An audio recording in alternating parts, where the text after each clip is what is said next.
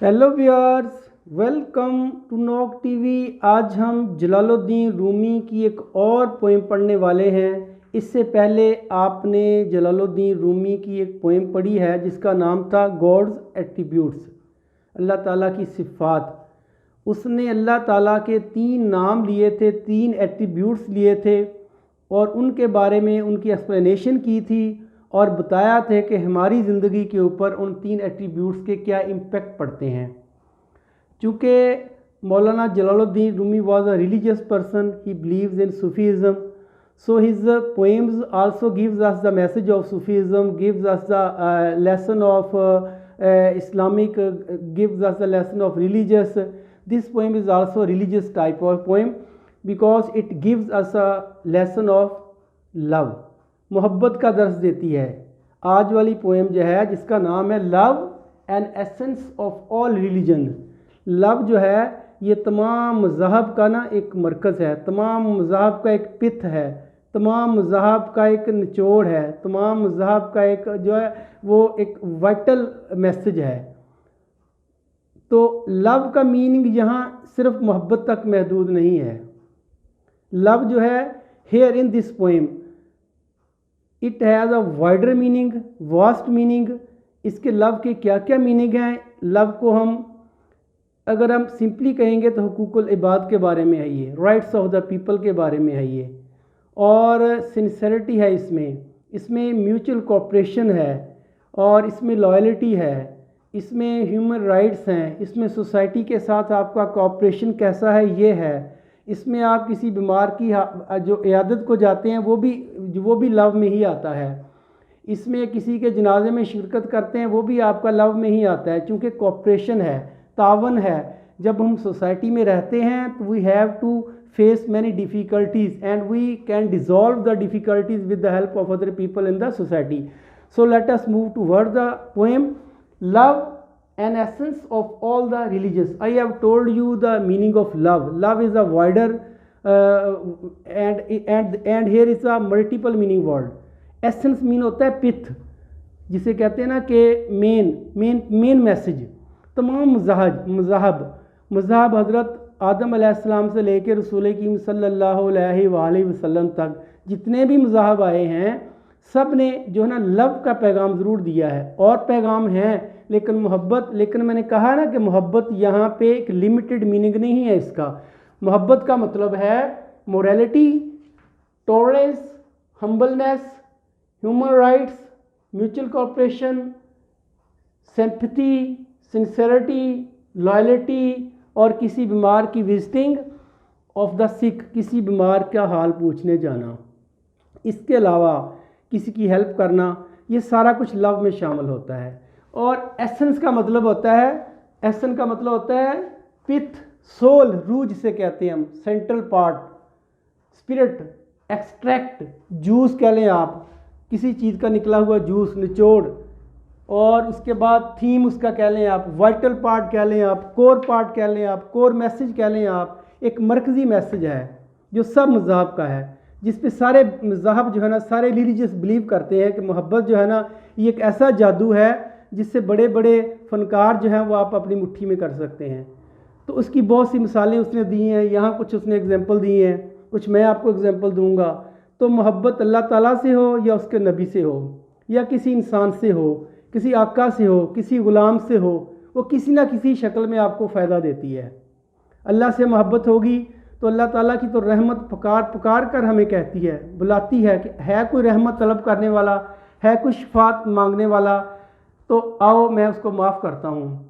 तो नबी करीम सल्लल्लाहु अलैहि वसल्लम जो हमारे लिए रोते रहे, अपनी उम्मत के लिए रोते रहे, उनसे ज़्यादा प्यार करने वाला कौन होगा हमारे लिए?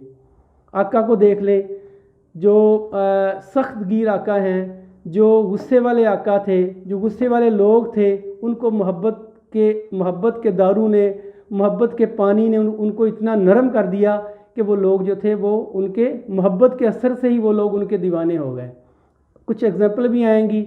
इसी तरह ग़ुलामों के साथ मोहब्बत देख लें आप, ग़ुलाम के साथ मोहब्बत भी आपके काम आती है। आप उससे मोहब्बत करेंगे, वो ग़ुलाम, ऐसी मिसालें मिलती हैं हमें सहाबा इकराम की लाइफ से कि जब उन्होंने ग़ुलाम को आज़ाद किया तो ग़ुलाम ने कहा कि नहीं, हमने नहीं जाना, हमने आपके साथ रहना है।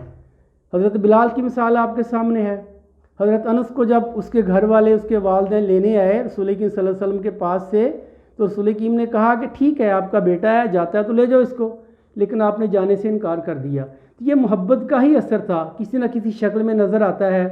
जब हज़रत उमर जो थे उसको पता चला हज़रत उमर को कि मेरी बहन ने और मेरे बहनोई ने इस्लाम कबूल कर लिया है, तो उनके बहनोई और उनकी बहन के दिल में इस्लाम की मोहब्बत इतनी जो थी वो जो सरायत कर चुकी थी कि उन्होंने हज़रत उमर ने जाके उनको डांटा, मारा, ज़ख्मी किया, लेकिन आपने उफ़ तक नहीं की और अपने अल्लाह को पुकारते रहे। तो अल्लाह की मोहब्बत ने फिर उनको उसका पॉजिटिव जो इम्पेक्ट दिया, पॉजिटिव इफ़ेक्ट भी हुआ उन पर। क्या हुआ कि हज़रत उमर जो थे वो ख़ुद इस्लाम ले आए।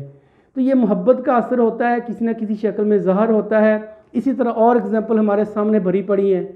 जब हम हज़रत यूसुफ़ की मिसाल देखते हैं तो कहाँ एक ग़ुलाम चल के गया और कहाँ एक ग़ुलाम से वो बादशाह बन गया मिस्र का। तो ये क्या था ये? तो ये सारी एग्जांपल इसमें भी आएंगी। तो I will explain with the verses. So let us move towards the poem. The first verse is through love thorn becomes roses and. सीधी सी बात है, इसमें एक वर्ड भी मुश्किल नहीं है, एक सिंगल वर्ड भी डिफ़िकल्ट नहीं है, इसलिए मैंने वर्ड मीनिंग नहीं लिखे, मैंने लिखने भी नहीं है। मैं बता रहा हूँ, आप पॉज करके चेक कर सकते हैं, लिख सकते हैं, नोट कर सकते हैं। तो थ्रू लव, मोहब्बत के ज़रिए हम क्या कर सकते हैं? मोहब्बत के ज़रिए थॉर्न जो है ना, कांटे जो हैं वो क्या बन जाता है? बिकम रोजेज़, वो फूल बन जाते हैं। ना थॉर्न मुश्किल है ना रोजेज़ मुश्किल है, मोहब्बत के ज़रिए कांटे फूल बन जाते हैं। और क्या होता है? और एंड है ना, इसके साथ लिंक करता है। एंड थ्रू लव, मोहब्बत के ज़रिए विनीगर बिकम्स स्वीट वाइन। जो सिरका होता है ना, सिरका थोड़ा कड़वा होता है, बिटर होता है। कहता है जो सिरका होता है, it is a substance, liquid substance that is use in your kitchen. Kitchen की आइटम है, ये डालते हैं चीज़ों में, तो किचन में। तो विनीगर जो सिरका जो है वो बिकम स्वीट वाइन, वो एक मीठी शराब बन जाता है। यहाँ उसी शराब की बात हो रही है जो जन्नत में जो है ना जन्नतियों को दी जाएगी। तो कह रहा जो सिरका है वो शराब मीठी बन जाता है, वो कड़वा नहीं रहता। तो बेटे यहाँ दोनों विनीगर और थॉर्न जो है ना ये एज अ सिंबल यूज़ हुए हैं, और रोजेज़ और स्वीट वाइन भी एज अ सिंबल यूज़ हुआ है। थॉर्न का मतलब होता है दुख, तकलीफ़, परेशानियाँ, आपको ज़िंदगी में आने वाली तकलीफ़ें। खा कोई आपको आपका रिश्तेदार दे रहा है, खा कोई आपका अजीज़ आपको तकलीफ़ दे रहा है, खा कोई मोहल्ले वाला दे रहा है, सोसाइटी दे रही है, जो आपको हर्डल्स आती हैं, परेशानियाँ आती हैं, वरीजनेस आती हैं, वो कह रहा है वो जो है मोहब्बत के साथ आप रूड रवैया ना रखें। आपका जो behaviour it should be polite and soft, then it will show the impact of love. फिर मोहब्बत का असर आपको नज़र आएगा। क्या नज़र आएगा? कि वो रोजेज़ बन जाएंगे और स्वीट वाइन बन जाएगी, फूल बन जाएंगे और स्वीट वाइन बन जाएगी, मीठी शराब बन जाएगी। यानी कड़वाहट जो है, जो गुस्सा जो है, वो कन्वर्ट होके जो है वो प्यार, मोहब्बत, फूलों में कन्वर्ट हो जाएगा। फूल एक सिंबल है अच्छाई की, हैप्पीनेस की, खुशी की, और थॉर्न है परेशानी की। तो कह रहा आपका ये जो थॉर्न है और विनीगर है, ये मोहब्बत के असर से, मोहब्बत के दम से क्या बन जाएंगे? Roses and sweet wine. So let us move toward the third verse. Through love, मोहब्बत के ज़रिए the stake becomes a throne. Stake कहते हैं, स्टेक इज़ अ मेटल और wooden frame that is use to fit criminal for the punishment. Hang करने के लिए use किया जाता है। एक लकड़ी का फट्टा बनाया जाता है, या लकड़ी का, या उसके ऊपर एक जो जिसको पनिशमेंट देनी होती है, हैंग करना होता है, फांसी देनी होती है, उसको बांधा जाता है।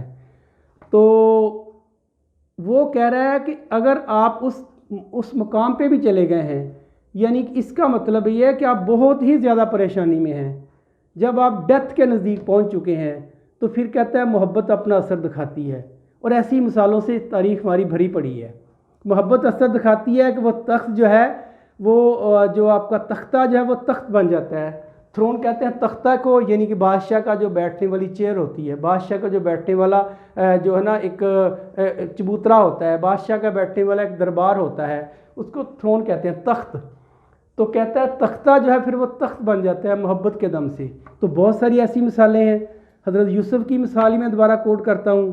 जब आपको पकड़ लिया गया ज़ुलेखा के केस में, तो जेल में डाल दिया गया, सज़ा हुई, तो यही तो है सज़ा।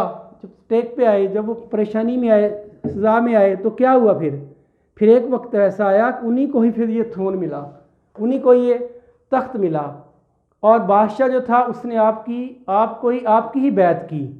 तो यहाँ यही तो है कि मोहब्बत जो है, आपने मोहब्बत का दामन हाथ से नहीं छोड़ा, आपने खलूस का दामन हाथ से नहीं छोड़ा, आपने जस्टिस को जो है ना इग्नोर नहीं किया। जेल में रहते हुए भी तो ये मिसालें जो है हमें हिस्ट्री से मिलती हैं। यहाँ भी उसने कोट किया है कि जो तख्ता जो है ना वो तख्त बन जाता है इंसान के लिए, किस वजह से? मोहब्बत की वजह से। मोहब्बत का मैंने कहा ना बहुत ही वाइडर मीनिंग है यहाँ। थ्रू लव, मोहब्बत के ज़रिए। और क्या होता है? Miss Fortune becomes good Fortune. Fortune जो है ना ये एक सिंपल वर्ड है। फॉर्चून कहते हैं किस्मत को। अच्छी हो या बुरी है वो अलग बात है। अच्छी हो तो गुड फॉर्चून, बुरी हो तो वो मिस फॉर्चून, बैड फॉर्चून। तो अब उसने कहा जो किस्मत है आपकी जो भी है, अगर वो मिस फॉर्चून है ना, अगर वो गलत किस्मत है, आप किस्मत अनलकी हैं, आप लोग अब लकी नहीं हैं, तो फिर क्या होगा? मोहब्बत आपको लकी बना देती है। कैसे लकी बना देती है? कि मोहब्बत, अब देखें मैंने कहा ना कि अल्लाह ताला से आप मोहब्बत रखेंगे तो अल्लाह ताला भी आपसे मोहब्बत रखेगा। हम अल्लाह की मानेंगे, अल्लाह भी हमारी मानेगा। रसूल करीम सल्लल्लाहु अलैहि वसल्लम का फरमान है कि आपको कोई दुआ देता है, कोई सलामती देता है, कोई आपको कोई अच्छे बात कहता है, तो आप उसको उतनी ही अच्छी, उससे अच्छी बात वापस लौटाओ, या कम से कम उतनी बात तो वापस लौटाओ ना सलामती की। तो जब नबी करीम सल्लल्लाहु अलैहि वसल्लम पे दरूद भेजते हैं, दरूद एक सलाम ही है ना, तो जब हम उन पे सलाम भेजते हैं तो क्या वो हमें कुछ नहीं देते होंगे उसके सिले में? उससे बेहतर देते होंगे। तो जिसके लिए नबी दुआ करे मोहब्बत के दम से, तो उसके लिए क्या और पीछे रह जाता है? तो अल्लाह तो फिर उससे कहीं बढ़कर है, अल्लाह तो अपने बंदों से कहीं ज़्यादा प्यार करता है।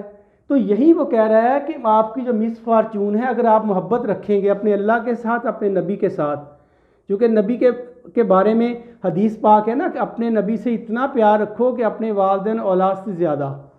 तो जब इस कदर हम प्यार रखेंगे तो क्या वो हमसे प्यार नहीं रखेंगे? क्या अल्लाह हमसे प्यार नहीं रखेगा जो माओ से ज़्यादा प्यार करता है? तो यही बात वो कह रहा है कि आपकी जो मिस फॉर्चून है ना वो फिर गुड फॉर्चून में टर्न हो जाएगी, आपकी किस्मत बुराई से बदल के अच्छाई वाली बन जाएगी। तो फिर नेक्स्ट है through love burning fire becomes pleasing light. कितनी अच्छी उसने बात की है, बर्निंग फायर। अगर आपको अपने अल्लाह पे यकीन है, अल्लाह से मोहब्बत है, अपने नबी से मोहब्बत है, फिर वो आपको बचाएगा, फिर आपका ख्याल भी रखेगा क्योंकि आप उससे मोहब्बत करते हैं। तो बर्निंग फायर, आपको पता है जब इब्राहीम अलैहिस्सलाम को आग में डाला गया तो फरिश्ते ने क्या कहा था कि मैं आग को ठंडा कर दूंगा, आपको बाहर निकाल दूं। आपने कहा था मुझे अपने रब पे बिलीव है और मेरा रब मुझे बचाएगा। इतना प्यार रब के साथ, इतना क्लोजनेस रब के साथ, फिर रब ने आपको बचाया। यही बात की थी जब रसूल करीम सल्लल्लाहु अलैहि वसल्लम को ताइफ में पत्थर मारे बच्चों ने, आपके पाँव से खून निकल के आपके जूते में चला गया था।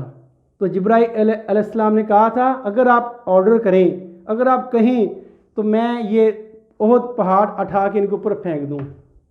आपने क्या कहा था? आपने कहा था नहीं, they don't know that I am their great well wisher. फिर अल्लाह ताला से दुआ की, ओ अल्लाह make it known to them that I am their great well विशर।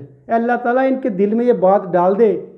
दुआ की क्योंकि अल्लाह से मोहब्बत थी और अल्लाह से मोहब्बत का तकाजा यही है कि आप अपने ईमान को मजबूत रखें। और सूफीज़म में दो ही मैंने आपको बताया था गॉड्स एट्रीब्यूट्स में। सूफीज़म में लव के दो ही मतलब है, लव और बिलव्ड, लवर और बिलव्ड, दैट्स ऑल, और कुछ नहीं है। सूफीज़म में लव के सिर्फ दो मीनिंग है, लवर और बिलव्ड। लवर जो आशिक लोग इनको कहा गया है और बिलव्ड अल्लाह ताला को कहा गया है। तो यहाँ यही बात हो रही है कि जो बर्निंग फायर है ना, जो जलती हुई आग है, कहता है वो फिर प्लेजिंग लाइट बन जाती है, वो खुशगवार रोशनी बन जाती है। आग जल रही थी, इब्राहीम अलैहिस्सलाम की आग जल रही थी, लेकिन वो आग नहीं थी, उसमें तपश नहीं थी, उसमें हीट नहीं थी, खाली एक डिस्प्ले हो रहा था बस। तो ऐसे ही होता है जब अल्लाह ताला कितने करीब होंगे, जब बंदों से मोहब्बत रखेंगे बंदा सिला देगा। जब मैंने कहा ना गुलाम से भी सिला रखें, गुलाम से भी मोहब्बत करेंगे वो भी आपको सिला देगा। जब अल्लाह के नबी से मोहब्बत रखेंगे वो भी आपको सिला देगा। जब अपने आका से प्यार करेंगे वो भी आपको सिला देगा।